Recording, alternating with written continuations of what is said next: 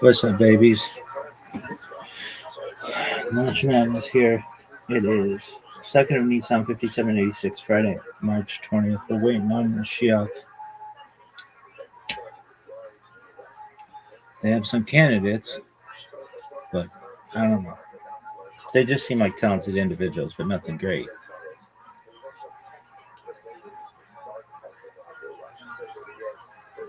Who do you want as Mashiach? I don't think anybody's good enough. My standards for Mashiach are very fucking high. Really? Yeah. Alright, we gotta say the thing. No one knows for sure Eluve, Elu, Divrei, Elohim, Chaim, but this is the Missouri live by. Say it again. No one really knows for sure Eluve, Elu, Divrei, Elohim.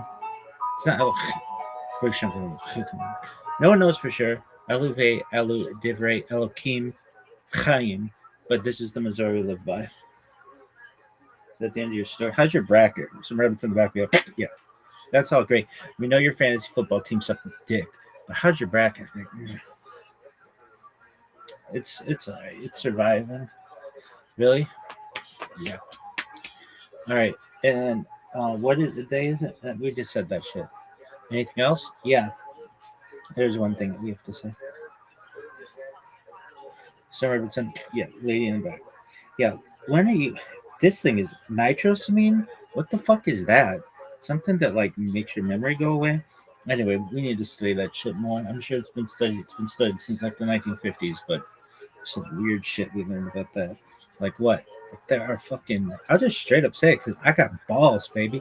Mossad residential burglary teams that use this shit. Anyways, or not burglary teams, but there's some shit like that. Mossad residential. Some type of team. I don't know. If you didn't know, I'm the head of Mossad. Oh, you're on the head of everything, baby. Why? Why not? Have you emailed Mossad before? I'll wait. Like 1,000 fucking times? I'll wait.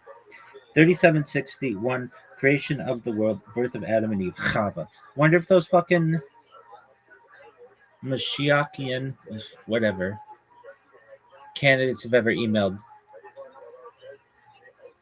Mossad. Doubtful. Why? What are they gonna say? My shit's important. Have you ever emailed Prime Minister of Israel like 1,000 fucking times? I fucking sent letters. It didn't get there, but nevertheless, they only made it to the embassy, I believe. Really? Yeah, fucking bullshit. They didn't even do anything with it. So it's garbage. Anyway, are you done with that? I'm just saying. Are you doing okay though? Yeah, thankfully. Better than yesterday. And got along better tomorrow. Here we go. I'm Dr. Justin Sledge, and welcome to Esoterica, where we explore the arcane in history, philosophy, and religion. One of the most difficult aspects in starting to study Jewish mysticism and Kabbalah is getting a handle on just how those ideas developed over time. It's tempting to think that, for instance, Kabbalah has just always existed in the form that we have it, or that Kabbalah is just one thing at all. Of course, neither of these positions is really tenable. Such notions developed greatly through the ages and are still developing. And there are now, and there have always been, numerous mutually exclusive schools of Jewish mysticism and Kabbalah. This class is meant to serve as an introduction to Jewish mysticism and Kabbalah from the point of view of its incredibly complex development from the prophets of ancient Israel into the rise of modern Hasidism in the 18th century. Of course, this series isn't meant to be exhaustive by any means. It only should serve as a springboard for deeper study and reflection And hopefully it will also enable you to situate developments in Jewish mysticism and Kabbalah in their historical and cultural context, and hopefully embolden you to dive into the primary texts, which are admittedly as sublime as they are obscure. Let me express my gratitude to Congregation Tchia for allowing me to use these lectures to reach a larger audience here on Esoterica. If you want, you can find the entire series under the playlist Entering the Garden, Introduction to Jewish Mysticism and Kabbalah. I'll be uploading them over the next few weeks, or if you find these episodes after autumn of 2021 and you want to watch the entire series, you can find them in that playlist. If you find this series on Kabbalah interesting, I'd hope you check out my other content on topics in esotericism and perhaps consider supporting the production of free academic and scholarly topics in occultism, hermetic philosophy by joining my Patreon or perhaps with a one-time donation. You can find those links below, and I really appreciate your consideration. Now, let's enter the garden of Jewish mysticism and Kabbalah. Welcome back. Let's just jump right in, right? So the first thing we should do is do a bit of a recap on apocalyptic Judaism, just so that we can all be on the same page going forward. As I mentioned in the previous lecture, apocalyptic Judaism really emerged in the turmoil of the period after the Babylonian conquest in 586 BCE, and then really taking its form in the period after the Judahites are allowed to return to their homeland beginning in 537 BCE. And it's in the subsequent aftermath of that turmoil that what we have is a big theological shift in how the ancient Israelites understood their relationship to their God.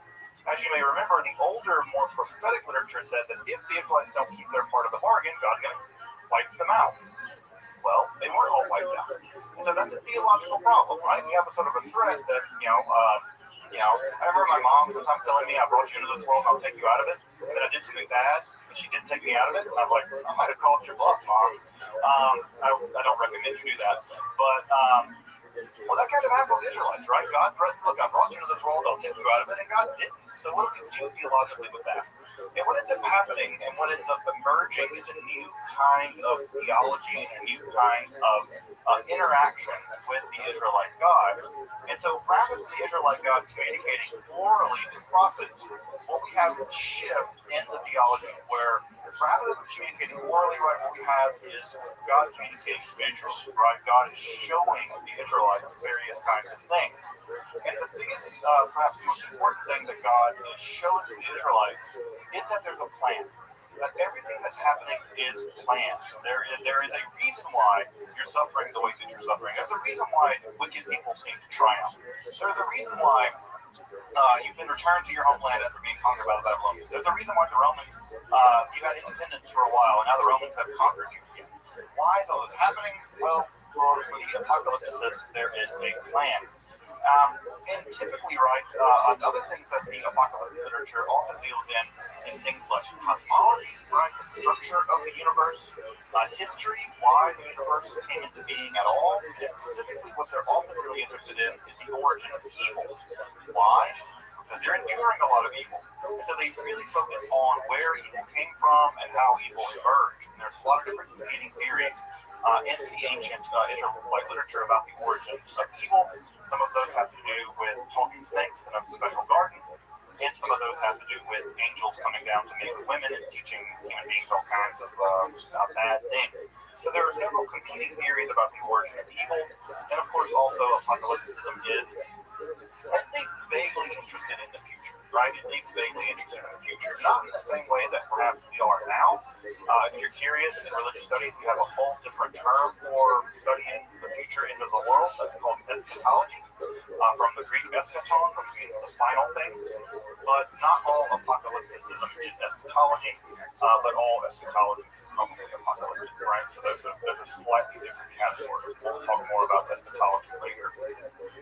As I mentioned last time, there is a massive amount of apocalyptic literature. I think that if I skip back just a couple slides here, right, you can remember here on the page, there's just a library of apocalyptic literature that gets developed, some of which occurs in the Hebrew which does not, right? And of course, we also have Christian and Islamic apocalyptic literature. This is a vast amount of literature. And I think, as I mentioned, if you were to take the apocalyptic literature and compare it to the actual surviving literature of the Hebrew Bible, there's almost just as much apocalyptic literature as there is other material in the Hebrew Bible. So it is a treasure trove of material, most of which I think most people have never read before. Much of which was lost for a long time. Of course, the most famous pieces of apocalyptic literature are the books of Daniel. Daniel 7 through 11 is sort of the locus classicus of the genre. It really sets the stage for the genre. But of course, also is the book of Enoch. Of course, the book of Enoch, as you may know, isn't actually one book. It's about 5 different books sort of stitched together, and there's various kinds of Enochian stuff in there. And in addition to that, there isn't just one book of Enoch, there are actually 3, right? We have 1st, 2nd, and 3rd Enoch. So in Enoch literature alone, 1st Enoch, I think, comprises almost 100 chapters. It is a massive book. So Enoch is just a terribly large volume, and of course 2nd and 3rd Enoch are also part of that literature as well. So even the Enoch literature is itself really vast to get down into reading it and studying it. And of course, the apocalyptic literature is marked by an intense use of symbolic visions, and it heavily features what we call expositive prophecy, which is where you describe a current situation in a coded language as if it's going to occur in the future.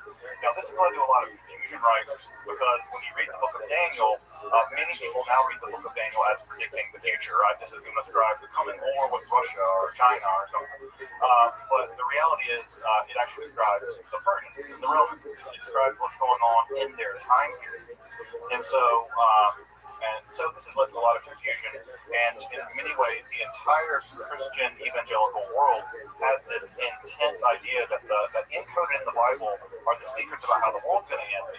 Well, the truth of the matter is that these writers are describing things happening in their own day as if it's going to happen in the future. And so that's led to, again, an entire genre of theology, what is sometimes called end times theology or end times research, eschatological research. But the original message of that literature was not about the end of the world. It was about criticizing conditions on the ground. So you may, in some sense, think of some apocalyptic literature as having a kind of social justice bent or being a kind of critical literature in the sense of social criticism, except for it's happening at a much different register. It's happening at a much different register than we might think of social criticism now. All right, so as I mentioned, right, this kind of literature, the apocalyptic mode of Judaism, would set the stage for a great deal of developments in Christianity and Islam. In fact, one might even describe Christianity as a form of apocalyptic Judaism that kind of got independent, right? It sort of got escape velocity and shot off Judaism. But other forms of apocalyptic Judaism existed as well, organized forms of apocalyptic Judaism. Perhaps second to the Christians would be the Essenes. The Essenes were also an apocalyptic sect of Judaism, though they were probably wiped out during the Great Revolt. In fact, Josephus describes how they marched out to battle and they were massacred in a couple of different battles. So it didn't work out for them.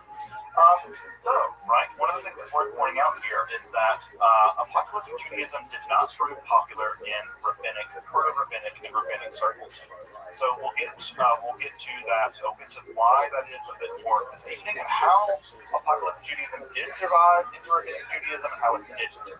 And again, part of what's going on here is that rabbis have a very simple agenda, folks. Their simple agenda is survival. Their job is to make Judaism work in the aftermath of the destruction of the temple and in the aftermath of the genocide committed by the Romans after the Bar Kokhba rebellion. And so what the rabbis are concerned about isn't, right, this final battle with evil. They're really concerned with how do you cook kosher food in an oven that has these characteristics. That's the kinds of things they're worried about. They're worried about continuity and not about theological clamoring over what's going to happen in some grand Titanic battle. And so, because again, if you really do believe that God's going to intercede on your behalf in some grand Titanic battle, well, you might march out for that big fight with the Romans because God's on your side. Well, you might be massacred. So the rabbis are less interested in those kinds of theologies, although with an exception we'll talk about tonight.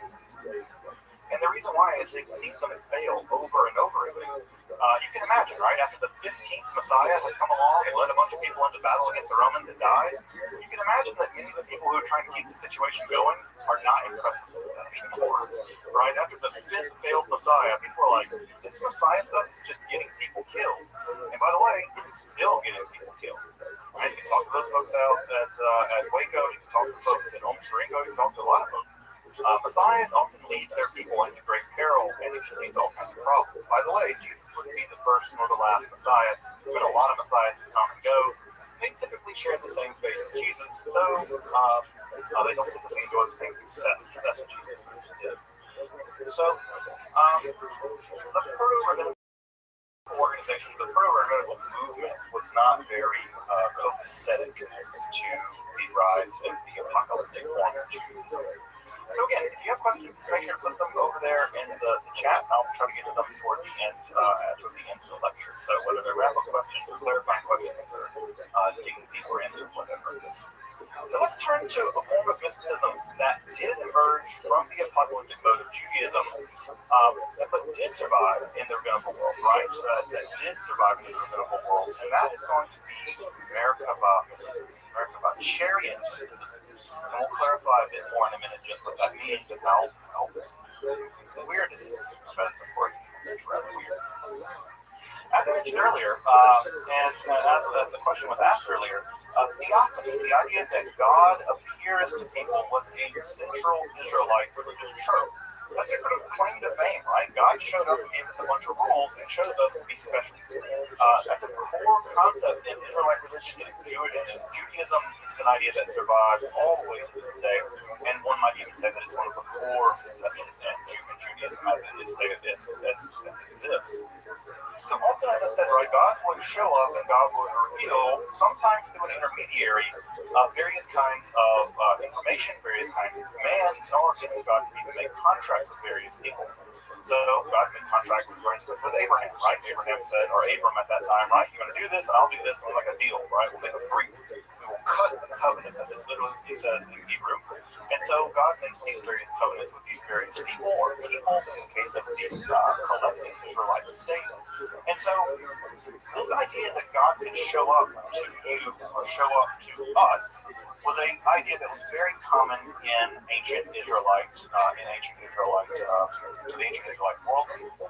Now, what's going to change, right? What's going to change is that visual contact with God typically is God coming to you, right? God revealing things to you. What's going to change in the apocalyptic mode of Judaism is that you're going to go to God. God's going to take you up into the heavens. An angel is going to escort you into the heavens and show you around the heavens, or show you around the cosmos, show you around the throne of God, show you the underworld, even, right? Enoch gives his tours of the underworld, the bad place you want to go when you die. And so there's a shift in the apocalyptic. Rather than God showing you, right, you get to go to God. And that motion where rather than prophets being told things as if they're sort of passive reporting it, rather they go on journeys, that's going to be one of the big shifts in the apocalyptic literature. And of course, the main two events in which this happens in the literature, and at least in the biblical literature, are Isaiah and Ezekiel. And those two theophanies, the theophany of Isaiah and Isaiah 6, and the theophany in Ezekiel, are going to be the two big prototypes for how this is going to go down. What I should also mention, by the way, is that the angels or the various other supernatural beings that are often seen by the apocalypticist or the prophet are not the angels that you're probably used to. I know most of you probably have in mind the more Renaissance version of the angel. That is to say, it's a roughly humanoid, sometimes even baby-looking creature with wings, right? Sometimes multiple sets of wings. 6 is typically the way it's described in Isaiah. In the Ezekiel vision, these beings look nothing like stereotypical angels. We have wheels covered in eyes that rotate around each other in weird ways. People can accept things as a bow or something. There are other creatures that are sort of stiff-legged, that have various kinds of wings, the shapes and the heads of various kinds of animals. They are very, very, very unusual creatures, and they often get strange names like the coyotes, right? The ones that are alive, or the cherubim, or the ophani. That's the name of the wheel-shaped ones. So biblical angels or biblical supernatural creatures are very unlike the cherubic angels that you may have seen adorning paintings from the Renaissance. Israelite angels don't really appear like that.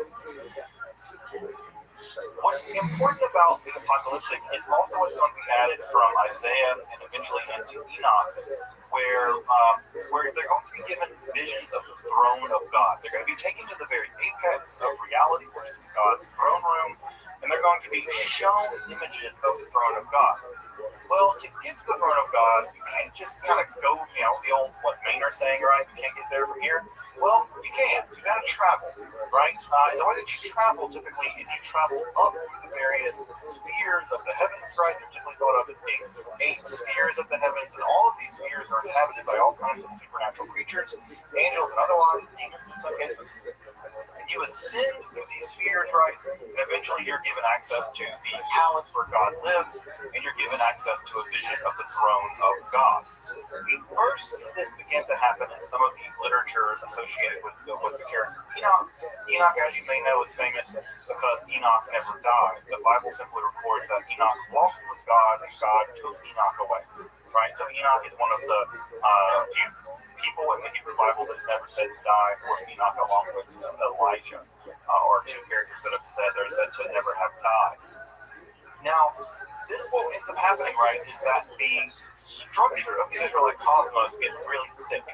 As you may remember from the first lecture, right, when I described the Israelite cosmos, what we have basically is a dome, right, and that dome is full of water, right, and it rains down, hails down, or rains down, right, and God is above that dome. Well, what ends up happening is that after the Israelites come in contact with the Persians and the Greeks especially, and somewhat to the same degree the Persians, they have a much more robust vision of how the cosmos works. Now, these are the guys who are going to invent things like astrology. And for them, what you have are various planets ascending, right, beginning with the moon and ascending all the way up to these planets, right? And so the universe gets much thicker. And of course, because planets are moving around, right, they got to be moving through something. What are they moving through? Well, there's a lot of debate about it. Aristotle thought it was crystalline spheres, but there's a lot of debate about what's going on. The most important point here is that the Israelites are going to inherit a quasi-Hellenistic, quasi-Persian worldview. When I say worldview, how they view the world. And the old Israelite conception of the universe gets a lot more complicated, right? A lot more complicated. So, right, what we have in the aftermath of some of this apocalyptic literature, specifically the Enoch literature, and if you ever want to read the Enoch literature, I can recommend it for it. It's really fascinating literature. There's going to be a question here, right? We have the idea that Enoch ascended into the heavens and had visions of the throne of God. Well, curiously, the rabbis asked, is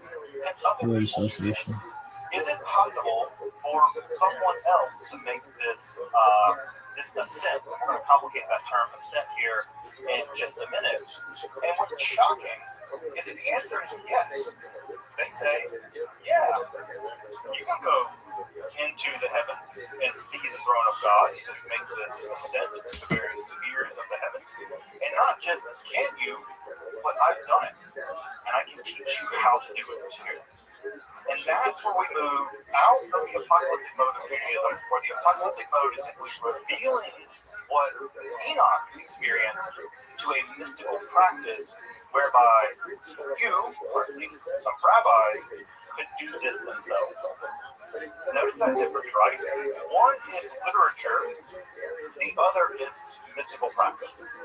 And so the form of mysticism that begins to emerge in the Persian and in the Hellenistic periods, right, at the very earliest of this century BCE, but certainly by the 3rd century, this is beginning to mature.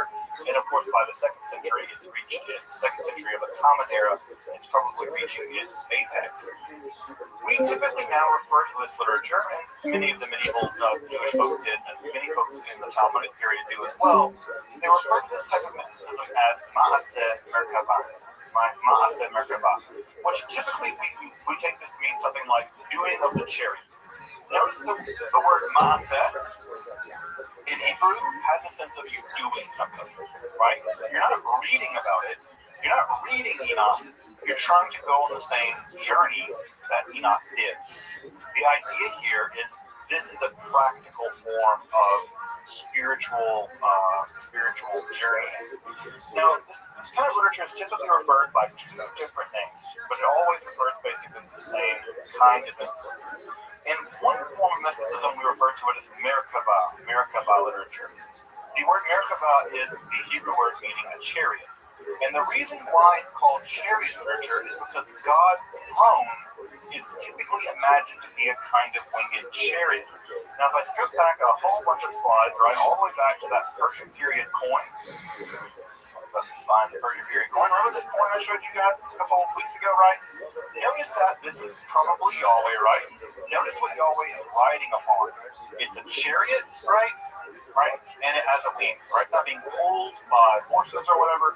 It's a horseless chariot, right? God has a Tesla or whatever, right? So anyway, God's being pulled on a chariot here, right? And this is a winged chariot. Notice this is also God's throne. So when we say the Merkabah mysticism, what we mean here is that these mystics are attempting to go into the throne room of God and have a vision of the divine chariot, which is also God's throne. It's kind of convenient that your throne is also a chariot to get around, I guess. The other name for this form of mysticism is Hechalot literature. Hechal in classical Hebrew is a temple, but it can also mean a palace. And so the Hechalot literature focuses on the journey, not the destination. Right? It's all about which one you want to focus on: the destination, the throne of God, or the journey, the palaces of God. And what we get in this literature, this Hechalot literature, is very complicated descriptions of the various chambers or palaces that the mystics must go through in order to get to the throne of God. Because again, imagine that this is a king living in a kind of palace. Well, you just don't go into one room. God doesn't live in a one-bedroom efficiency in Brooklyn, right? God lives in the big, complicated palace. You have to go from the outer layers of the palace to the inner, to the inner, to the inner, to the inner, and eventually you reach the innermost layer of the inner sanctum, where God's throne is. And so you have to pass through these various palaces. Now, that's not easy. And the reason why it's not easy is that these various palaces are occupied by all kinds of angelic beings who don't want you there. They do not want you there. You're not supposed to be there. This is a sacred, divine realm where human beings who are sinful or whatever should be hanging out here. And so what we get in the palace literature is that these very hostile, military-like angels have various kinds of ways of making sure that you don't pass through the various palaces without very complicated passwords, without very complicated seals. These seals would be represented often by various kinds of divine names for these angels, and also you need to know the various names of the angels in order to address them properly. So you have to know their name, you have to know their seal, you have to know passcodes, you have to know all kinds of things in order to bypass these various kinds of angels. Some of secret codes almost. So you need to know that information, otherwise the angels will kill you. In fact, there are even safe cases in some of the literature where the text will say, no, this is the wrong passcode. Like, this passcode is not the right passcode.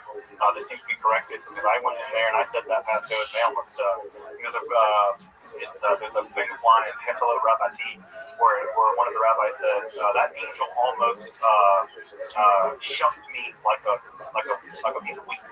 Right, so there's the idea that they can kill him.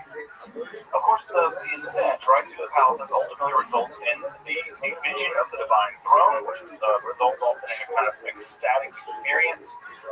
These ecstatic experiences are often encoded in some of the poetry that gets written during the Merkabah literature.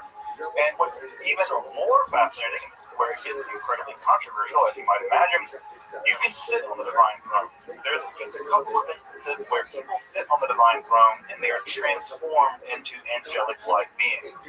This in fact happened to Enoch. Enoch was allowed to sit on the divine throne, and this transformed Enoch into a divine angelic being known as Metatron. And Metatron actually becomes the angel of the throne. Again, you can ask yourself, like, how can a worldly human being sit on the throne of God? Well, that's part of what makes this literature so part of what makes this literature so shocking. Further, more shocking, you can have a vision of the divine body. Now, you're probably thinking to yourself, God doesn't have a body. One of the things that Judaism teaches is that God doesn't have a body. Well, kind of. God in this literature does have a body, and God's body can be measured. God's body can be measured. And typically, the subform of Merkabah literature is called Shibur Koma, which in Hebrew or Aramaic actually means something like the measurement of the body, or the measurement of the vastness, or the measurement of the heights. And so what happens in this literature is that you're given a glimpse of God, and you are allowed to measure the body of God and meditate on the dimensions of the divine body. I'll show you an example of what that looks like in just a moment. So this form of mysticism is genuinely weird. What we have often are phenomenological reports, which is to say we have the mystics who actually give us a report of what they experienced. We have advice from other mystics actually telling other mystics how to do this and how not to do this. We have mystical advice entering into this, including some idea of the kind of techniques that they may have used in order to induce these visions. And there's also a great deal of literary flair. These documents are very well written. They are intentionally trying to be perhaps provocative. And what we get in these documents is a really fascinating glimpse into how they may have practiced this stuff. Also, it's worth pointing out at this point that for whatever reason, there's still debate about this. For these mystics, for the Merkabah mystics, you don't ascend to the palaces of God. You descend, right? You're they Merkabah. You descend to the chariot. Now, why they descend to the chariot, we don't know, right? It seems like you should go up, right? God lives beyond the stars, and up seems like, it's like Peter Pan, right? Second star on the right, straight on to a warning, right? But you should go up toward the divine world. The Merkabah mystics never describe things going in that direction. You always descend into the chariot. Now, why that is, we don't know. I typically think that it might have to do with a kind of taboo that you don't describe the ascent because you're unworthy of ascent, but you may be able to descend.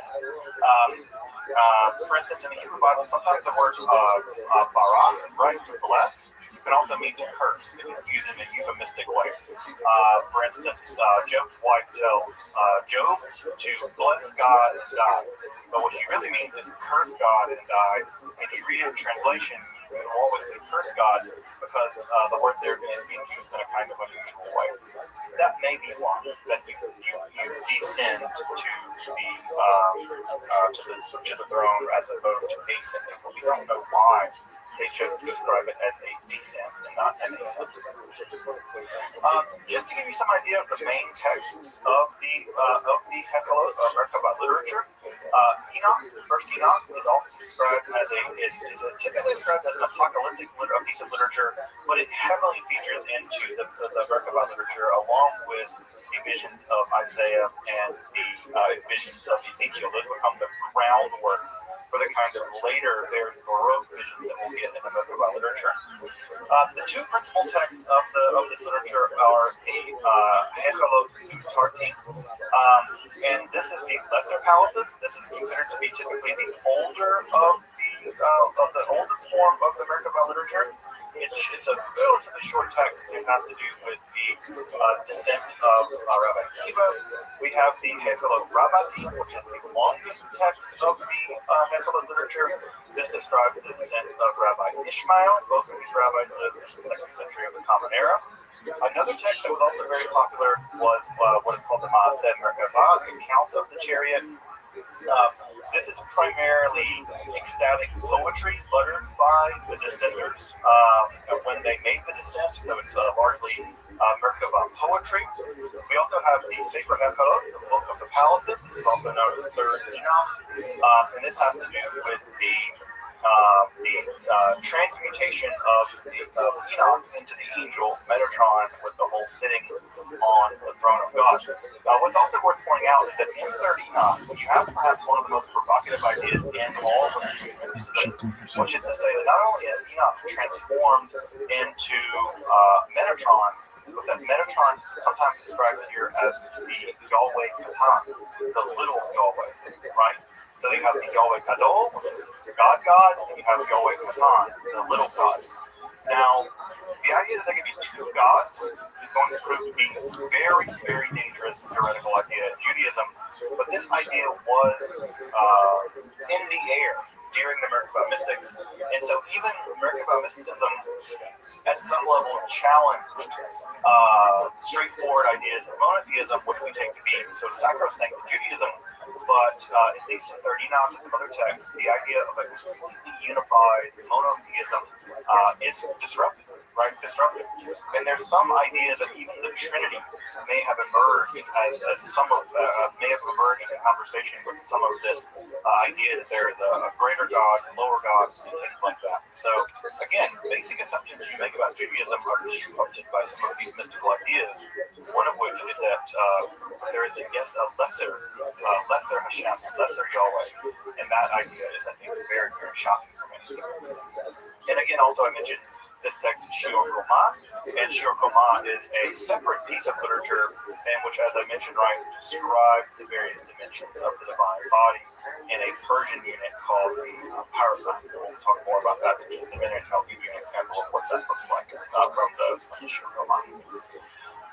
This form of mysticism seems to have hit its apex right around the 2nd century, sometime in the middle of the 2nd century, in the 150s, 160s. Now, why, we don't know. Why that time period? That's the direct aftermath, or right after time period of the Bar Kokhba rebellion. As you may know, Rabbi Akiva was martyred during the Bar Kokhba rebellion. Rabbi Ishmael lived around the same time. Why then? Well, perhaps people were very desperate. People wanted to have, people felt very abandoned by God, and so these techniques for descending into the throne room of God allowed perhaps them to connect with God in a new way. It's not clear, but that's when the form of mysticism seems to have hit its apex, although it seems to have been practiced all the way into the Middle Ages, and there are Hechorot texts that are actually absorbed into Kabbalah. So Kabbalah will absorb a lot of these texts, and they will survive into this literature. Just FYI, we have about 50 manuscripts of this literature that have survived from antiquity, all dating back all the way back to the Cairo of Giza. So we have a lot of this literature, right? A lot of this. Which again, typically, right, we take whatever survived, and that gives us some sense of how popular something was. 50 manuscripts is not nothing, right? Now, they're not all complete, they're not all in great shape, but the fact that there are 50 of these manuscripts that have survived, some of which survived all the way from Palestine or Babylon, they were moved across North Africa, they were absorbed into the European context. That shows you that this literature is being copied, it's being appreciated, it's being admired, but it's really fascinating. It's really fascinating to survive this manuscript. We think that the way this literature was formed, and this is the going theory right now, most literature, by the way, also mentioned in Aramaic, not in Hebrew, which means that it was also being written in the vernacular at the time. This is literature not meant, literature meant to be read and wrote in the vernacular. What we think happened is that there are smaller phenomenological units. Phenomenology is the $4 word that means experience, right? These people are having experiences, they're recording those experiences. Those experiences are what we call microforms. They're just very small snippets of discrete mystical experiences. And it seems like there are schools of mystics having these experiences. So I might go to the first heaven, you might go to the fourth heaven, right? I might go to the third one, you might go to the second chamber of the fourth heaven. And over time, what ends up happening is that all of these various microforms get stitched together in what we call macroforms, much longer documents, in which narrative sections are kind of stitched into these microforms to form these larger narrative structures. And at some point, this got systematized. And we can see the systematization process happening in some of these texts, where the various palaces are very systematically described as having various kinds of chambers with various kinds of angels, and we know how many angels are there and how many angels serve them, and they're organized very much like an army. In fact, they're organized very much like the Roman army. A lot of debate about that the writers of these texts are imagining a kind of powerful army existing in the sky or existing in the divine realm, and it mirrors very closely the Roman army, which, by the way, also helps us date some of this material, because, of course, the Romans only during a certain period of time period. So what we get are these microforms, right, which are probably the result of mystical experiences. Those are stitched together in schools of mysticism, and then those are filled out in a more literary way in the text that we have now, are those final literary forms in the form of the Hegel Tarti or the Hegel Rabbi. So we're fairly confident. The leading scholars in the field of this material are fairly confident that this literature is downstream of actual mystical experiences held in various schools of mysticism that are produced in a literary way over the course perhaps of several centuries. And as I mentioned, what we have in this literature are accounts of heavenly journeys, or accounts of journeys to the divine realm.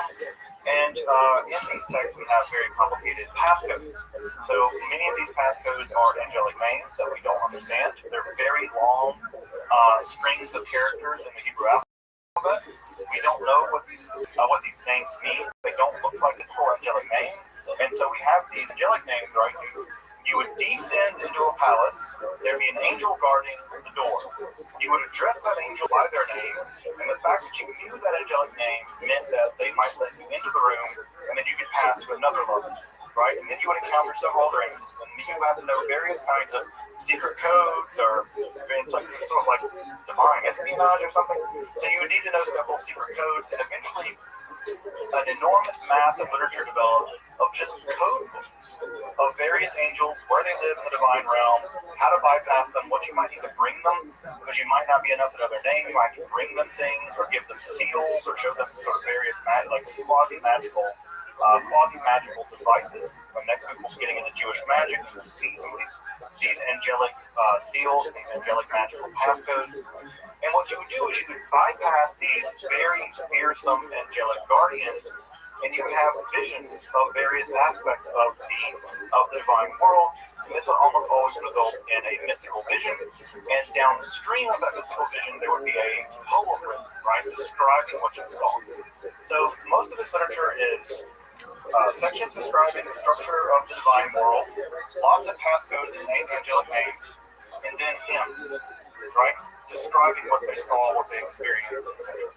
So there's a lot of hymns and things in this. By the way, some of these hymns have actually survived into the Orthodox liturgy, especially around the high holidays. So if you've ever been to a Rosh Hashanah service or a Yom Kippur service, in the traditional liturgy, there are survivals of these hymns, these Merkava hymns, in there. And you might need to know why, right? Just think about what's happening to Yom Kippur, right? You are literally at the gates of the divine palace, and your prayers are entering the gates of the divine palace, and it has a very Merkava feel to it, if you want to frame it that way, which I think would be a cool way of framing one's Yom Kippur experience as kind of approaching the gates of the divine realm and kind of, being threatened, right? It's terrifying. God can judge you. God can kill you. God's just figuring out what's going to happen. So it has a very kind of Merkava feel to it. I can pull some of those hymns up maybe next time. The most famous example of one of these hymns, one of the most famous examples of one of these stories that we have of the Merkava mystics is the account of the four that entered the Pardes. So Pardes, and this is actually where the name of this class comes from, right? Pardes means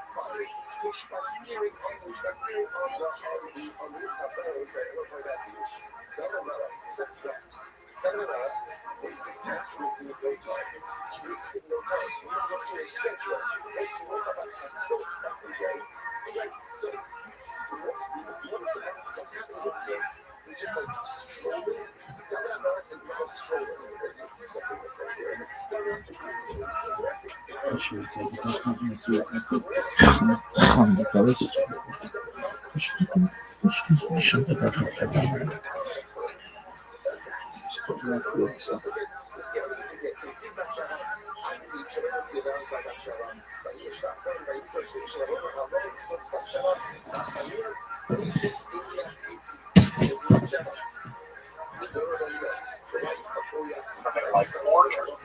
And what ends up happening is that we have this tale found for us in the Babylonian Talmud, and it's actually found in several other places earlier from Babylonian Talmud. But typically the most famous version is found in Babylonian Talmud tractate Hagiga. There's a lot of strange things in tractate Hagiga. It's about the holidays of Chagim, and it's found in that section 14b.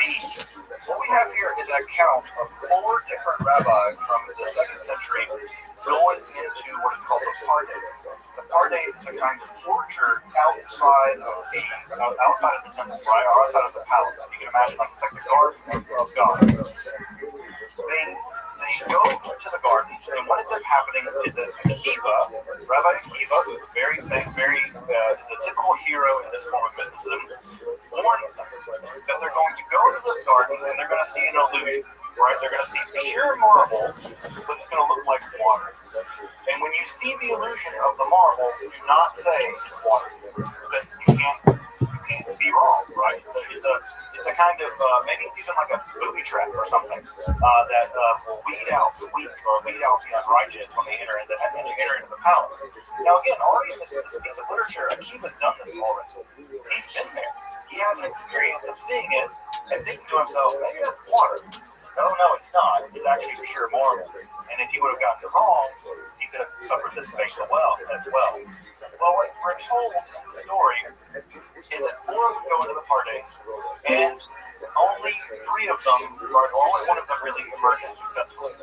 One of them dies, right? One of them actually looks, says water, and it dies. It's dead. One goes insane. In fact, the phrase in Aramaic is he went outside. Ben Zoma went outside. And we have other accounts in the Talmud where Ben Zoma doesn't behave normally after this. There's a situation where one of his teachers comes near him. And in tradition, you're supposed to stand up when one of your teachers comes near you, and Ben Zoma didn't. And they say, what's wrong with Ben Zoma? He says, he's outside. Right? And the idea is he never came back. He's had some kind of internal mental trauma and he's never returned from this experience. Even worse in some ways is the poor fate of Elisha ben Abuya. Elisha ben Abuya is a very famous rabbi of the 2nd century. What ends up happening is that Abuya actually bypasses the water illusion and makes it into the throne room of God.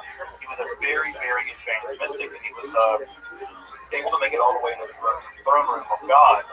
But what he sees there disturbs him.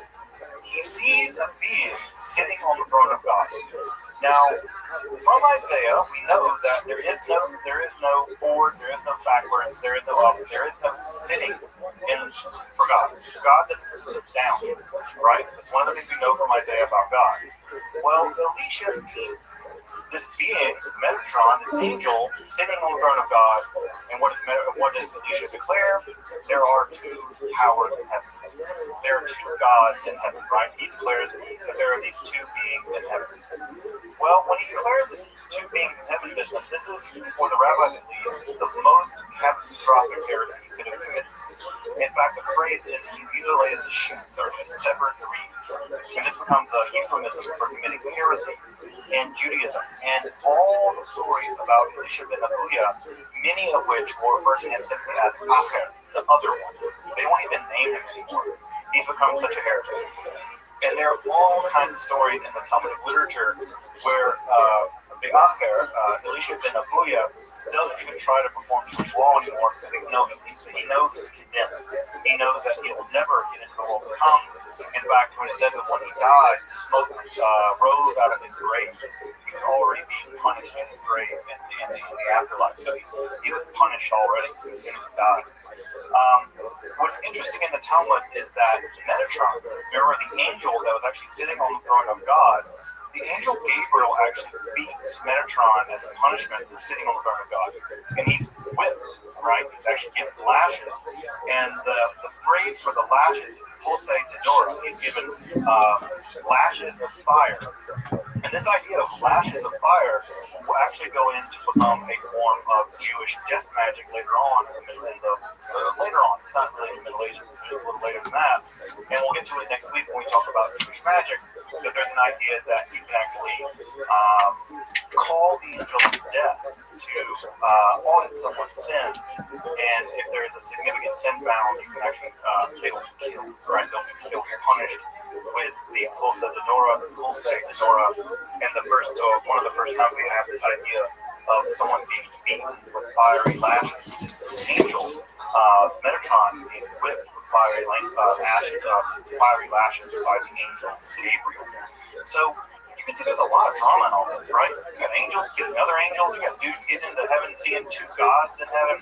There's a lot of stuff going on here. By the way, the idea that there are two gods in heaven, we've already seen that idea in 3rd Enoch, where the idea that Enoch is transformed into an angel that is sometimes referred to as the Yahweh Katan, little Yahweh. And again, it's clear that the rabbis are pretty concerned about this whole business.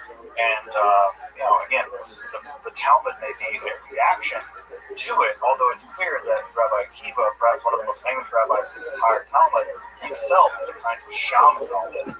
He's taking people on these mystical journeys and warning them of the various perils along the way, although this warnings unfortunately aren't heeded and people end up going crazy and dying.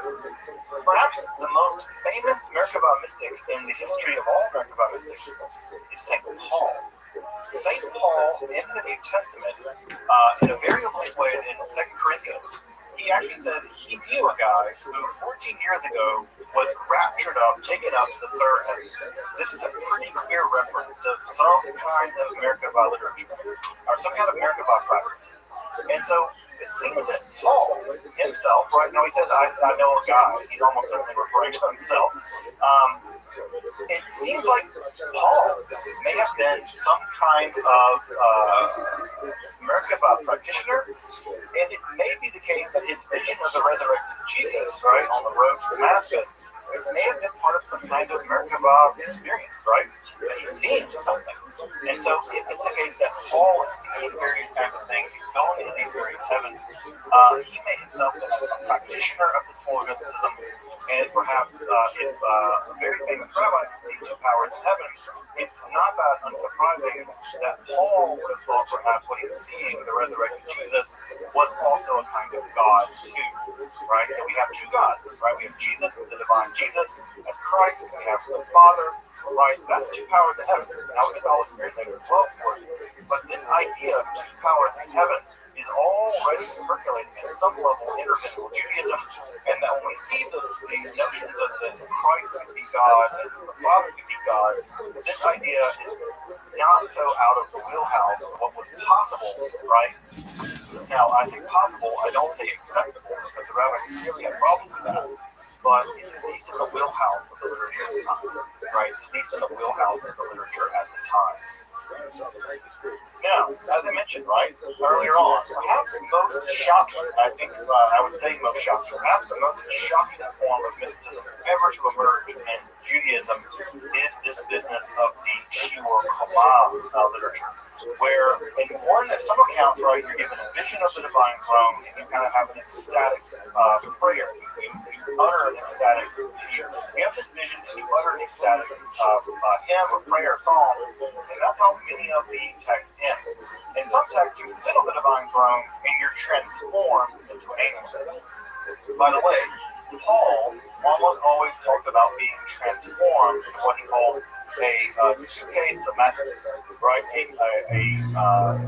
spiritual body. That when you are believing Christ, you will be transformed into a spiritual body. Again, these ideas aren't foreign to Judaism. Paul just takes them in a direction that would have been a little alarming to rabbinical people at the time. But something might then also have this American literature where your body is transformed into a kind of spiritual body, and that's exactly what happens with Enoch. And then the other version of what sort of the final outcome of all this is that you're given the ability to measure the divine body. You're given the ability to measure the divine body in a Persian unit called the parasong. Now, they picked the parasong because the typical unit of measurement in the Israelite world was the cubit. And as you may know, right, the cubit goes from the tip of your elbow to the tip of your fingers, right? If you measure things in cubit, it's typically standardized by measuring the cubit of the king, and that became the official cubit until that king died. Well, the parasong was a much larger unit of measurements, and it was about, we would say about 3.5 miles, right? So about 3.5 miles. What we get in the Shor Koma literature are the measurements of the divine body, along with the mystical or perhaps magical names of the various parts of God's body. So I've reproduced here part of a translation from the Shor Koma, right? So we have the right and left eye, right, of God. We have the names of God's right eye, right? So we have the names of God's right eye. We have the other names of God's left eye. Now you might be curious about why we have it spelled Azryyyh. That's because we have in the Hebrew text, right? It'll be Aleph, Zion, Resh, Yod, Hey. Right now, if you ask me, well, why did you translate it out? The simple answer is we have no idea what these words mean. They're not Hebrew words. They're not Aramaic words. They're some kind of unusual, mystical word that we're not quite sure what they mean. Now, what's important about that is that next week, when we begin to talk about Jewish magic, we're going to see something very similar happening in Greco-Egyptian magic. There are going to be long strings of words that aren't Greek, they're not Egyptian, they're not Hebrew, but they are said to have magical power. And these sacronomia, these holy words, they're going to be said to have magical power, and already in the literature they're already showing up. And so we have these long strings of Hebrew characters. No one knows what these characters mean.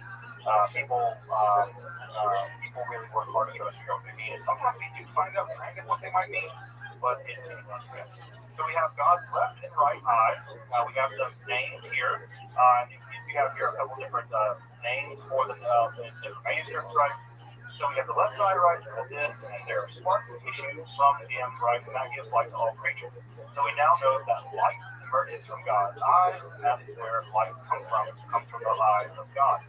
So we have the white of God's eye, right, so the white part of your eye, and the red, and so we also have some measurements here, right? So the white of God's eye measures 22, 10,002 parasons. That's a huge number. Well, you can do the math there to figure out how big God's eye is. When you're talking about tens of thousands of parasons long, you can do the math there, right? You're getting tens of thousands, maybe hundreds of thousands of miles. That's how big God's eye is said to be. The distance between God's right shoulder and God's left shoulder is 16,000, 10,000 parasons. So again, an enormous number. The right shoulder has a name, the left shoulder has a name, it also has another name, right? And you can see their alternate readings here. The text goes on and on like this. God's beard, I think, is 10,000 something parasons long. The distance between God's eyebrows is given, right? The distance between God's nostrils is given, the distance between God's fingers, which are unusually long, are actually given as well. I taught a Jewish mysticism class at art college once, which is great. They're weird, they're great. But one of the things that one of the students did actually was go into CAD design programs and actually mapped out what God's body looks like. And what's weird is God's head is really, really big, and God's arms are kind of weirdly short, and God's fingers are really, really long. And God's trunk is small, but God's legs are really long. So you get this really creepy looking creature. I'll have to dig out for the image that the guy came up with. But what he did was he compiled every single one and tried to make it so that God, God's eyes are really big, right? God's eyes are really big. And shockingly enough, right, have you ever seen the stereotypical picture of like a gray alien? He kind of looks like that, right? Of course, that's because we're in the middle of all the alien people or whatever. But it It is. And so we have this. And by the way, this text goes on for pages and pages and pages of this stuff, right? With all kinds of dimensions of God's body. Now, when this literature was published, back in, we don't know exactly when it was published, but when it began to emerge, we find it into the Middle Ages. One of the probably people that's reading this and saying, thinking to themselves, this is terrible, is Maimonides. There's a great argument that the guy who reflects, if you've ever had what's the right word? The pleasure or the punishment of having to read the guide to the perplexed, right? Because it's just as likely to perplex you to help you. One of the things that's true about it is that one of the main theses of the guide to the perplexed is that God does not have a body. And that what Maimonides does for the vast majority of that book is spend time going through every single metaphor of God's body, God's hand, God's eyes, God's legs, God's hair, whatever. And Maimonides goes through every single time the Bible describes God as having a body, it shows that it's not to be taken literally, it's to be taken metaphorically. It's possible, and I think likely Menachem Kellner has written a book about this, where Menachem Kellner argues that at least in part, the most important piece of Jewish philosophy ever written was written to combat Merkabah mysticism and Shior mysticism. Now that's high praise, right? There's no higher form of praise than parody or criticism. Because if people are criticizing you, that means that they're taking you seriously, at least at some level, that they can interview. And it seems that Maimonides, at least in part, is writing the Guide to the Perplexed as an argument against this form of mysticism. Now, what's worth pointing out here, right? What's worth pointing out here is that this form of mysticism lasted for hundreds of years. I'll talk about that more in a minute. Now, I want to mention one tiny last form of mysticism that represents a relatively small chunk of this form of mysticism, and this is called the Sartora mysticism. This is a distinct form of Merkabah mysticism. In fact, it might not even be Merkabah mysticism at all. It may actually cross the line over into magic, but it's always recorded in Merkabah text. So there'll be a Merkabah text, and then all of a sudden there'll be a chunk of text that doesn't quite read like a Merkabah text. In this literature, we typically refer to as the Sartora mysticism. Sartora mysticism is unlike the Merkabah mysticism, where you descend into the divine realm to learn various kinds of secrets. In the Sartora mysticism, you actually summon an angel, right? You summon an angel through a quasi-mystical or magical means. The line there is rather blurry. And you summon that angel, and that angel is called the Sartora. Sartora means the prince of the Torah. And this special angel comes to you. So notice here again, we're doing something different. Rather than going to somewhere, we're bringing a being to us. And what ends up happening is that the Sartora comes to you, and the Sartora rapidly teaches you all kinds of rabbinical lore. Everything from rabbinical law all the way to various kinds of hidden secrets. So the mechanism by which you summon this angel, or there's a lot of different accounts of how to summon this angel, but this is a kind of invocation. And to many scholars, this looks a lot less like mysticism, but it's not about you having an experience. It looks a lot more like magic. You summoning a being, and then they provide you something in the process of summoning. Just like you might summon a demon to teach you something. Here, we're summoning an angel, and that angel does the job of rapidly teaching you all kinds of rabbinical lore. Now, what's important about that is that idea of using magic to learn things very rapidly is going to survive the medieval period. There's going to be an entire school of magic called the Notary Art School of Magic that's going to be just this. Now, you're not going to typically summon an angel to do it, but it's interesting that we already have a form of mystical, magical stuff going on by the time of the Merkabah literature, where you are, in fact, summoning an angel to learn rabbinical lore very rapidly. And if you've ever studied rabbinical lore, you would appreciate the fact that people might want to, not have to study all day in order to learn it. So this Sartora literature, as I said, right, crosses the line probably into Jewish magic. And that is what we're going to pick up next week. we're going to begin to pick up the earliest layers of Jewish magic. What the Israelites thought about magic, what the rabbis thought about magic, and then we're going to look at some of those magical devices that have entered into Judaism and have thrived all the way down to this day. It's worth pointing out here that the Merkabah or the Nicholas mysticism would be the dominant form of Jewish mysticism for the majority of Jewish history. We think of the Kabbalah as being the dominant form of Jewish mysticism, but the Kabbalah is only about 800 years old. If you say where we think it began sometime in the 13th century, that's only 800 years old. This form of mysticism has existed all the way back probably to the 2nd century, probably earlier, and it was still being practiced all the way in the Middle East. Right, all the way up to the rise of Kabbalah. In fact, the Kabbalah absorbed a lot of this in a minute. So if you really want to think about Jewish mysticism in terms of what got practiced the longest, Merkabah, was practiced far longer, at least at this point, than Kabbalah. Practiced the longest, Merkabah. Form mysticism has existed all the way back probably to the 2nd century, probably earlier, and it was still being practiced all the way in the Middle Ages. Right, all the way up to the rise of Kabbalah. In fact, the Kabbalah absorbed a lot of this mysticism in it. So if you really want to think about Jewish mysticism in terms of what got practiced the longest, Merkabah, was practiced far longer, at least at this point, than Kabbalah. Right, Kabbalah came later, only lived about 800 years. There's so much text. Nothing only this way. But still, 800 years. This literature survived in 800,000. So it's only like a couple hundred years that Kabbalah lapsed.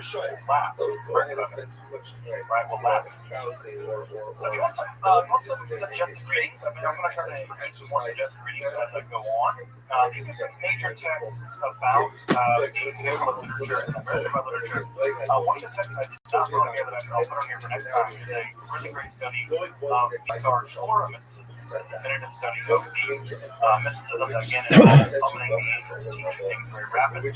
The problem with the American Bible literature is that it's all published through the academic publisher Brill, and it's very expensive. So you need to definitely keep it on your library card and check it out from a library, like a university library. You want to read some of this, although there are some older translations of ViralRabbi online. If you really want to get into them, I can include them, and I'm going to do them later. Folks want me to jump out and grab a link. I'll put it in the chat. You really want to read some of this, but I've included some links here for various studies of both the literature itself, but also some studies of the entire form of mysticism. And so I can include links to, I can jump out, this moment using much magic, I can jump out and grab a couple links if you want to check out the Shiur Pama, the measurement of mysticism, or the ViralRabbi, the authorities of the Merkabah tradition. So, now just think right kind of what that bridge is going to connect us to Jewish magic. We're going to talk about the connection between Jewish mysticism. We now have a bridge to Jewish magic, and Jewish magic is going to be a huge part of Jewish mysticism. In fact, when we talk about Kabbalah Ma'aseh, right, Kabbalah Ma'aseh is just the basics of Jewish magic. Practical Kabbalah, doing of Kabbalah, practical Kabbalah is in fact just the code word that's a level for Jewish magic. And it's to that topic that we'll turn to on Wednesday. Weirdly enough, like 3 days from now, we'll turn to that on Wednesday to go with Jewish magic. Welcome back. Thank you for Just absolutely phenomenal. All right, there we go. Day 3 of this. Fire. Go fuck yourself.